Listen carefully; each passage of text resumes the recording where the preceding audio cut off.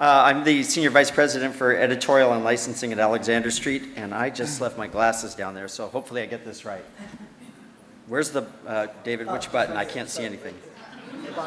Thanks. So those of you who know Alexander Street, we are a multimedia publisher of databases, and open access, of course, started very much in the journal world, but it's impacted us specifically in the archive space. We do a lot of archive publishing in our mixed media databases, and the archives that we work with often won't work with us anymore if we don't institute some level of open access with some of their archival content. So we started out by surveying the space of open access archival publishing to see what others were doing as we evolved our model. And you can see that there are three really prominent prevailing models. Given it's a 5-minute presentation, I'm not going to go into a great deal of detail on each one of them. But basically, you can see that the prominent model, of course, is government or nonprofit funding, like DPLA. There's also access funded for-profit companies like Accessible Archives, basically to draw you into their fee content. And then Reveal Digital's sales threshold model, where they set a fixed price or a fixed dollar amount that once they achieve it, they can turn it on open access. So they bake in all their costs, whatever margin they need to make. Once they hit that number, it becomes open access. Those are the prevailing models in the space that we were aware of as we started thinking about how we would do it at Alexander Street. A big challenge that we faced, of course, as we dug in deeper, was that archives have varied perspectives on how they want to address the delivery of their content. Some of them, of course, as I said, want their content open access. Some of them are interested in generating royalty for a specified period of time to sustain their missions, then make it open access. Others want to make a royalty for the entire period of distribution.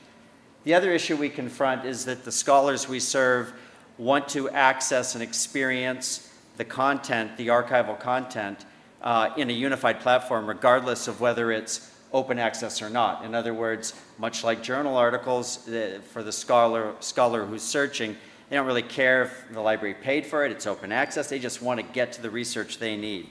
So we had to address these big challenges in creating our model. So what did we do? Well, we introduced a new business model for open access and archives. We have 3 ways we approach the archive and let them choose. The first is a straight royalty-bearing model, much like any traditional royalty-bearing model. We sell it, pay them a negotiated royalty for as long as we're selling that archive. The second is delayed. So for a period of up to 7 years, we'll sell it, return a royalty to them. After that period, it goes into open access on a CC-BY license. They determine which level of CC-BY of the 6 available. And then the third is open access on publication. How do we fund it? That's the real innovation for us. Having shown you the ones at the beginning, the prevailing models, we decided the best way for us to fund our open access initiatives is to basically develop a model that we're referring to as contributing collections.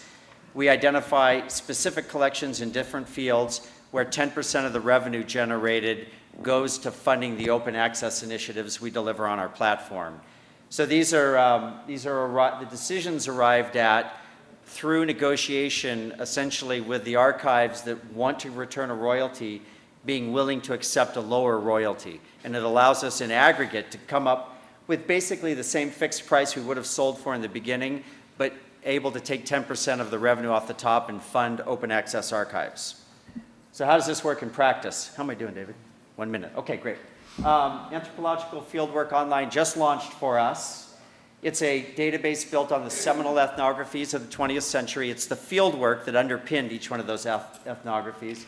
So you think about a person like Margaret Mead, her ethnography coming of age in Samoa was 280 pages, but about 10,000 pages of fieldwork. We were able to digitize all of that fieldwork using this model and presenting it side by side on a single unified platform. We are moving to open up our platform this summer, so any search will retrieve both the for-fee and the open access content in a single open search, then there will be, you will have to go through the authentication for access to the for-fee content if your library owns it. That's it. Thank you very much.